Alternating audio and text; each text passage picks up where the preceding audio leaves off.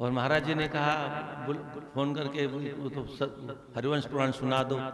मैंने उनकी शक्ल देखी दोनों की, मैंने कहा हे भगवान। पर ठाकुर जी को क्या मंजूर था पता नहीं। बाद में फोन गया, वो बालक हो गया उसका, सफेदी आने के बाद में। बोले वृंदावन बिहारी लाल की। हाँ हाँ हाँ, अब लोग भोग लगाइए आराम से। लग गया? अरे आप लगाइए भोग तो तब लगेगा ना। भगवान ने भोग लगाया तो तब थोड़े भोग लगता है। असली भोग तो जो भूदेव लगाएंगे तब लगेगा। हाँ, मुंह से प्रसाद पाइए, कान से कथा कहा रस लीजिए। बोले वृंदावन बिहारी लाल की। कितना बज गया? 1:30 बज गया। हाँ। गोविंद हरे गोपाल हरे गोविंद हरे गोपाल हरे जय जय प्रभु। गोविंद हरे गोपाल हरे गोविंद हरे गोपाल हरे।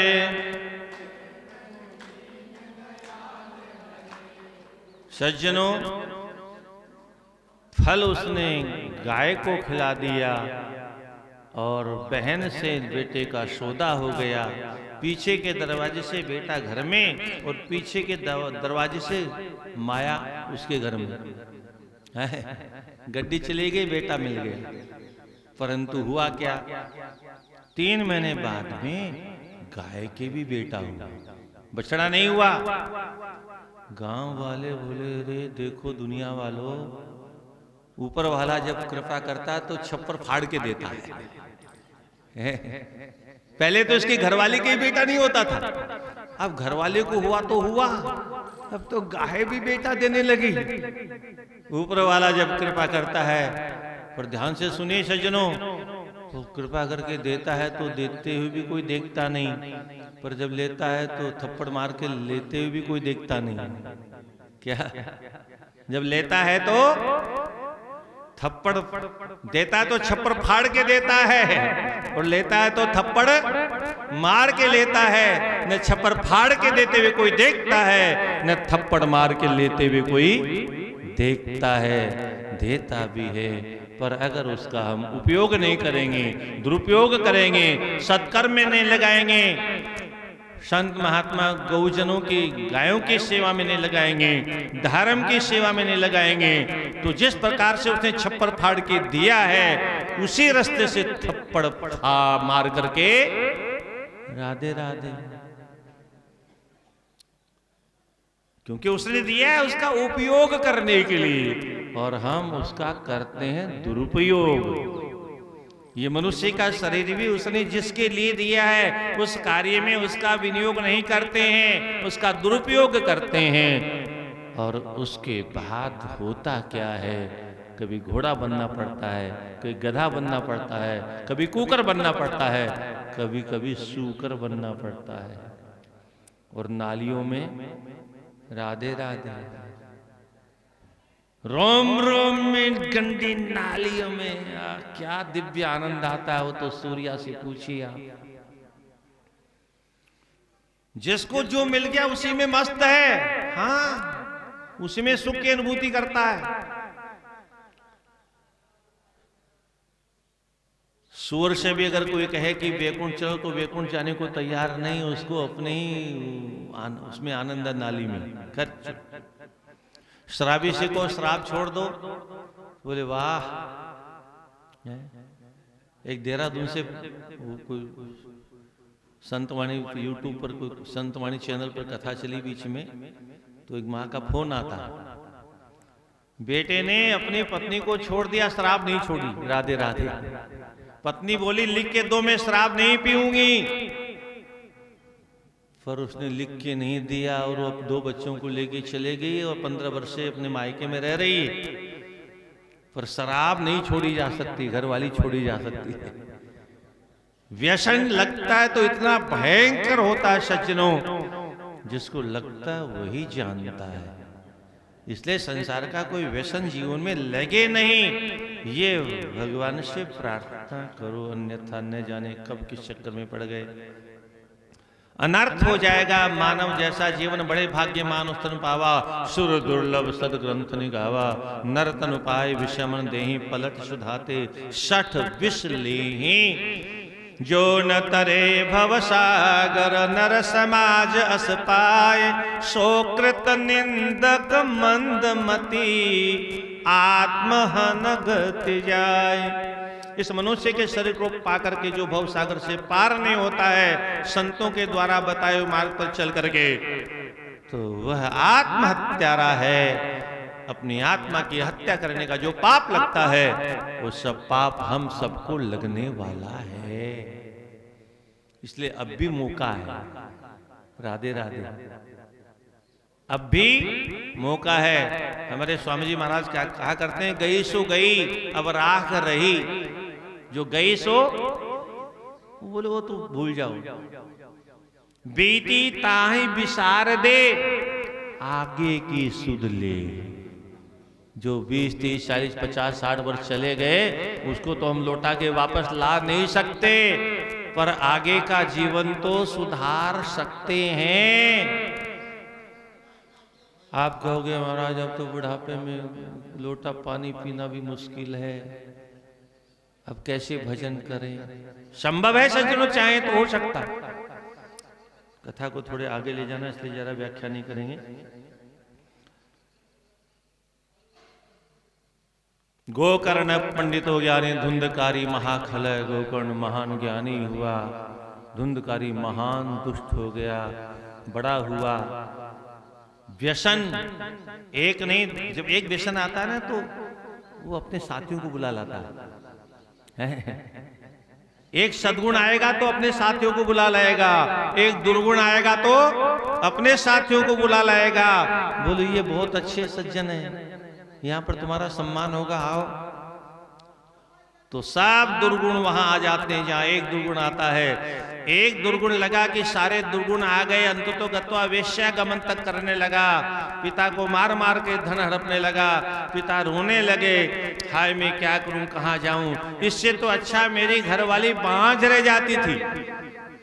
बंध्यत्वं तु समीचीनम पुत्रो दुखदायकः, परंतु अब किम करोमि को गच्छामि को मैं दुखम व्यपोहे, मैं कहाँ जाऊं, क्या करूं।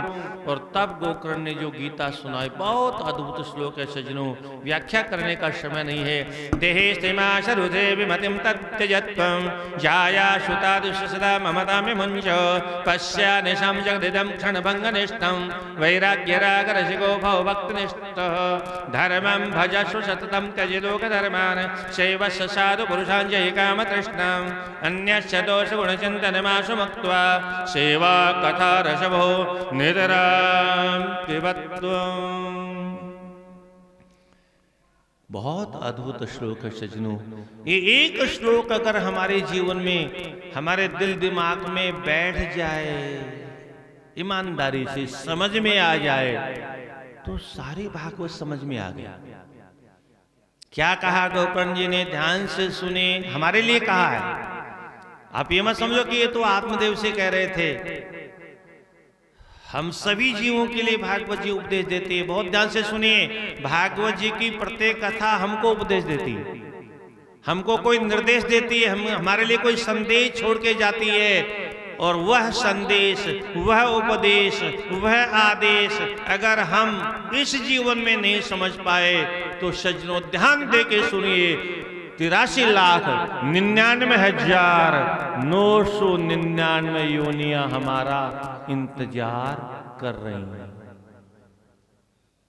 क्या? 83,99,999 योनियां हमारा इंतजार कर रही हैं। अगर इस जीवन में हमने अपना कल्याण नहीं किया तो। इसलिए समझिए गोकर्ण जी क्या कह रहे हैं। गाय के समान है कर्ण, जिसके कथा सुनने के लिए प्रत्येक व्यक्ति को अपने कानों को गाय जैसा बड़ा बड़ा बना लेना चाहिए। हैं, खूब भर भर करके चकाचक पिए। छोटे से कान में कितना भरेगा?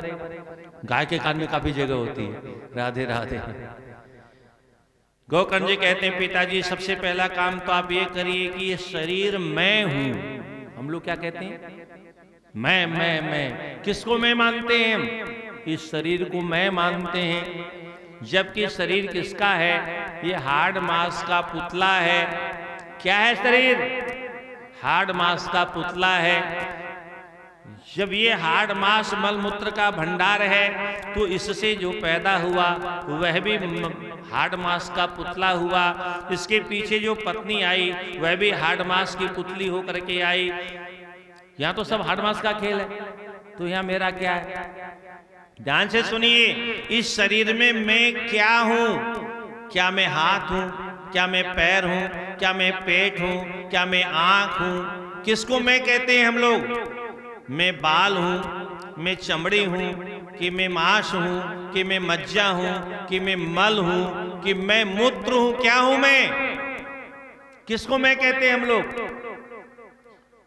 सज्जनों, ईमानदारी की बात यह है, मैं और तुम, मेरा और तेरा, हमारा और तुम्हारा, हम और तुम, ये जितने भी शब्द हैं केवल व्यवहार के लिए हैं। केवल व्यवहार के लिए। ईमानदारी की बात यह है, इस शरीर में मैं नाम का कोई पदार्थ नहीं। अगर है तो उसको जरा समझिए, क्योंकि आज तक हमने उसको कभी जानने का प्रयास नहीं किया। इस जिब्बा में बैठ के जो बोल रहा है वह मैं है, आंख में बैठ के जो देख रहा है वह मैं है, कान में बैठ के जो सुन रहा है वह मैं है, पैरों में बैठ के जो चलने की शक्ति देता है वो मैं है। कौन? जीवात्मा। कौन? परमात्मा। जो हार्ड मांस के पुतले को संचालित कर रहा है वो अपने आप को मैं कहता है, और हम आले दर्जे के मूर्ख होने के कारण इस शरीर को, हार्ड मांस के पुतले को ही मैं कहते हैं, तू कहते हैं, जबकि यथार्थ ये है नहीं। आगे चल के गोकर्ण कहेंगे, अब धुंधकारी कहेंगे, जब दिव्य रूप धारण करने उसकी व्याख्या फिर कभी करेंगे, चर्चा में आएगा। और इस प्रकार से उपदेश दे करके पिता को ज्ञान हो गया। हरिद्वार में गए, 10वें स्कंद का पाठ करके भगवत धाम को प्राप्त कर गए। इसके बाद में धुंधकारी और उपद्रवी हो गया, तो गोकर्ण जी तीर्थ यात्रा के लिए चले गए। बोले जहां शांति नहीं वहां नहीं रहना चाहिए, चाहे शांति भवनी क्यों न हो। पीछे से और स्वतंत्र हो गया। अब मैया को मारने लगा। मैया रोज रोज की मार से अच्छा समझा, कुएं में गिर करके मृत्यु को प्राप्त हो गई। अब तो 5 वेश्याओं को घर में ले आया, और एक दिन इन्होंने कहा, अजी सुनते हो? बोले हाँ बोलो। बोले हमको रानी हार चाहिए। क्या? हमको रानी हार चाहिए। बोले रानी हार तो बहुत महंगा होता है। बोले देखो हम फिर मई के, राधे राधे, चलो बनाते हैं कोई योजना। बड़ी लंबी योजना बनाई, बड़े घर में डाका डाला, बड़ा धन लेके आया। वेश्या ने कहा इतना बड़ा माल लेके आया, और सबको रानी हार पहनाया। बोले अब तो खुश? सबने कहा इतना बड़ा बड़ा डाका डालता है, एक दिन ये भी मरेगा और हमको भी मारेगा। एक बोली अरे हमको क्यों मारेगा, हमें इसको मार देंगे। अरे बोले चुप चुप चुप, अगर सुन लिया ना तो ऐसी मार मारेगा कोरोना से भी भयंकर। बोले कुछ तो करना पड़ेगा। बोले चुपचाप योजना बनाओ क्या करना है। बोले एक काम करो, डबल डबल बोतल मंगाओ सब घर में। क्या? डबल डबल खिलाओ, डबल डबल प्रेम से पिलाओ। 2 तुम पिलाओ, 2 हम पिलाएंगे, तो 10 बोतल हो जाएगा। अजी थोड़ा हमारे हाथ का तो अजी और पियो ना, अजी चकाचक पिलाओ, और फिर बेहोश हो जाएगा। और जब बेहोश हो जाएगा तो फिर हम इसको रास्ते से हटा देंगे और माल लेके भाग जाएंगे। वेश्याओं को कोई अपना नहीं होता, इसलिए यहाँ लिखा है इसके नाम तो विश्वासो नहीं कार्य बोध। अब इसमें आप घबराना नहीं, अनजान स्त्री का कभी विश्वास नहीं करना चाहिए। सनकादिकों ने पूछा अगर कोई करे तो बोले हम तो बुद्धिमानों के लिए कह रहे हैं, मूर्खों के लिए नहीं कह रहे हैं। राधे राधे। बुद्धिमान को कभी अनजान स्त्री पर विश्वास नहीं करना चाहिए। आजकल तो बहुत ट्रेनिंग मिल गई है सिनेमा के द्वारा, रास्ते में लिफ्ट ले लेते हैं कारों में और फिर रास्ते में राधे राधे लूट भी लेती हैं। क्या मोटरसाइकिल पर लिफ्ट ले लेती है और लूट लेती है रास्ते। इसलिए स्त्री का विश्वास अनजान का कभी करना नहीं। बहुत सी जगह, अब उसकी व्याख्या करेंगे तो बहुत लंबा समय लग जाएगा। अंत तो गत्वा, बेहोश जब हो गया तो ऐसे नहीं मारा उसको, पहले खटिया से अच्छी तरह से बांधा, क्योंकि कहीं खड़ा हो गया तो फिर बहुत दुर्दशा करेगा हमारी। खूब कस करके बांध करके जिंदे की अर्थी बनाई। मरने के बाद में अर्थी बनाते हैं लोग, कहते हैं कस की बांधना नहीं लौट के घर आ जाएगा। और बांधने के बाद में फिर एक एक, पुराने जमाने में खोटन होती थी, खेतों में काम करते थे लोग तो गेहूं और बाजरा कूट कूट करके निकालते थे। तो उसको लेके सबने ठोकना शुरू किया, धम धम धम धम। सब थक गए पांचों की पांच, पर उसकी सांस निकली नहीं। अब तो सबकी सांस फूलने लगी, अब तो ये अब हमको छोड़ेगा नहीं, अब इसको जिंदा छोड़ दिया। तो बोले कुछ आइडिया लगाओ, आइडिया कोई नई आइडिया खोजो, कैसे मरेगा। अरे बोलो लोग मरने के बाद में चिता में जलाते हैं, हम इसको जीते जी जला दें।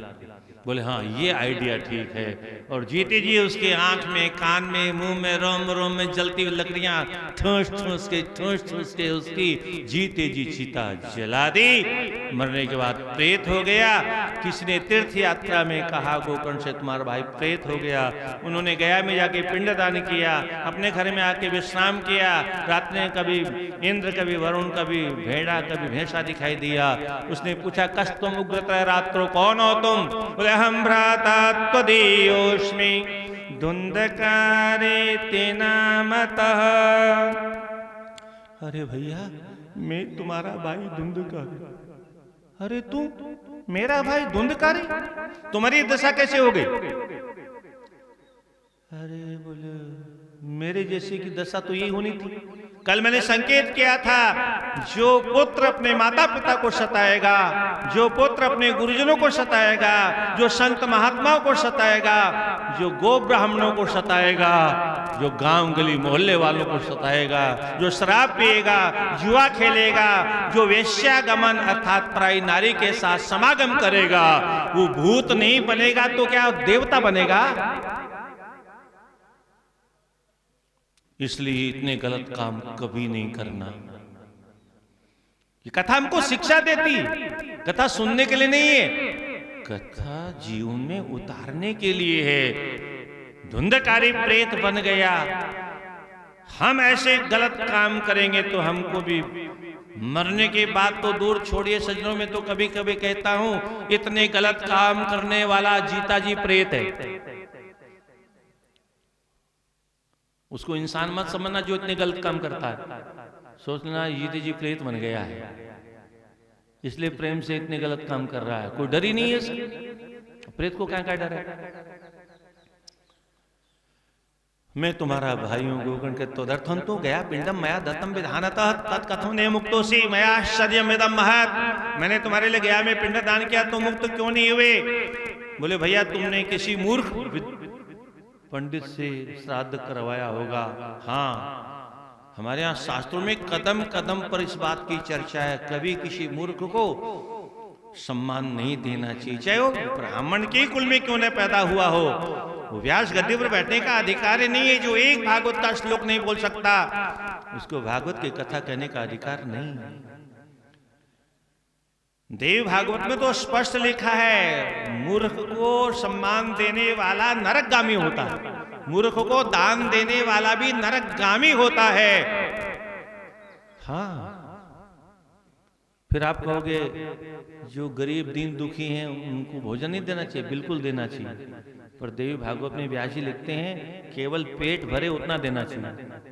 क्या गरीब को कितना देना चाहिए? जिससे उसका पेट भर जाए, वो भूखा नहीं सोए, इतने पर उसका अधिकार है। बाकी दान देने का तो सुपात्र कोई शास्त्रज्ञ वेदज्ञ विद्वान ब्राह्मण ही होता है। बहुत विस्तार से चर्चा है देवी भागवत में, इस विषय की कभी चर्चा विस्तार से बाद में करेंगे। गोकर्ण ने कहा कि मैंने विधान से किया है, तो फिर धुंधकारी कहता है गया श्राद्ध सते नापि मुक्तिर्मे न भविष्यति। तुमने तो एक बार पिंडदान किया है और मेरे जैसे पापी के लिए 100 बार गया में श्राद्ध करो तो भी मेरे जैसे पापी का उद्धार होने वाला नहीं है। उपायम अपरह किंचित त्वम विचारे, और कोई उपाय खोजो। बहुत उपाय खोजा, नहीं मिला, विद्वानों को बुलाया, उन्होंने कोई उपाय नहीं बताया। भगवान सूर्य से पूछा, सूर्य ने कहा श्रीमद् भागवताल मुक्ति सप्ताह वाचनम कुरु, भागवत की कथा से इसकी मुक्ति होगी, तुम सप्ताह सुनाओ। गोकर्ण जी ने सप्ताह सुनाई। एक विमान आया, विमान में बैठ के जब जाने लगे तो गोकर्ण ने भगवान के पार्षदों से पूछा, भगवान श्रवणम तो कृतम सर्वे, यहाँ अत्रैव बहु सन्ति श्रोतारो मम निर्मला कथम ने मुक्त। एक विमान क्यों नहीं आया? एक विमान क्यों आया? बहुत से विमान क्यों नहीं आए? यहाँ तो बड़े बड़े ऋषि महर्षि मलात्मा विमलात्मा संत परमहंस जैसे महापुरुष बैठे हैं। तब भगवान के पार्षद कहते हैं श्रवणम तु कृतम सर्वे न तथा मननम कृतम, श्रवणस्य विभेदेन फल भेदोत्र संस्थितः, सुना सबने पर मनन नहीं किया। हम लोग भी सुनते हैं पर मनन नहीं करते हैं, निधिध्यासन नहीं करते हैं। मनन किसे कहते हैं इसको समझने में बहुत समय लगेगा। आप तो इतना समझ लो, आपके घर में गाय भैंस रहती है, नहीं तो अड़ोस पड़ोस में तो रहती है। गाय जब खाती है तो गबर गबर खा लेती है। हम लोग तो धीरे धीरे चबा के खाते हैं, पर वो पशु है तो उसको डर लगता है कहीं दूसरा नहीं चुरा के ले जाए, तो गबर गबर खा लेती है। पर भगवान ने ऑटोमेटिक मशीन बना रखी, बाद में धीरे धीरे वो जुगाली करती, और फिर वो पता नहीं कैसी नाड़ी है उसके से एक ग्रास भीतर फिर दूसरा निकाला। इसका नाम है मनन करना। जो हमने सुना उसको यहां जाने के बाद में दिन भर मनन करिए। जो यहां सुनने नहीं आया उसको जाके सुनाइए, जबरदस्ती सुनाइए। आपको आज के बच्चे सुनते ही नहीं है, ये तो समस्या है। बच्चे थोड़ी सुनेंगे, बेटे होते तो सुन लेते। बेटे और बच्चे में क्या अंतर है नहीं मालूम है? लोग पूछते हैं कितने बच्चे हैं? अरे वो इंसान है, मनुष्य है। मनुष्य के पुत्र पुत्रियां होती हैं, बच्चे नहीं होते। बच्चे तो पशुओं के होते हैं। राधे राधे। बच्चे तो पशुओं के होते हैं। और आज का अंग्रेजों का गुलाम कहता है क्या करे महाराज, बच्चे नहीं मानते, तो पशु के पशु बना दिया तुमने। तो पशु क्या तुम्हारी बात, तुम्हारी भाषा समझते नहीं हो। मनुष्य की भाषा पशु नहीं समझता है, कैसे समझेगा वो, कैसे मानेगा? पशु तो डंडे की भाषा जानता है। राधे राधे। वो आपसे चलता नहीं। क्यों नहीं चलता? बोले महाराज एक ही है। थोड़ा सा आंसू अगर टपका दिया उसने तो मम्मी पापा का कलेजा फट जाएगा, 2 टुकड़े हो जाएगा। इसलिए कुछ नहीं कहते उसको।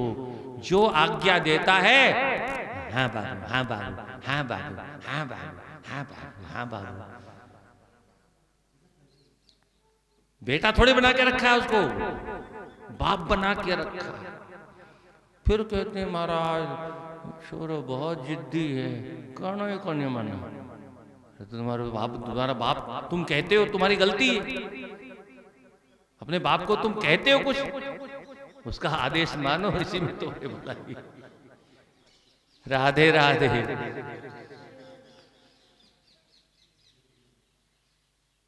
भगवान की अद्भुत लीला है सज्जनों। भगवान प्रकट हुए,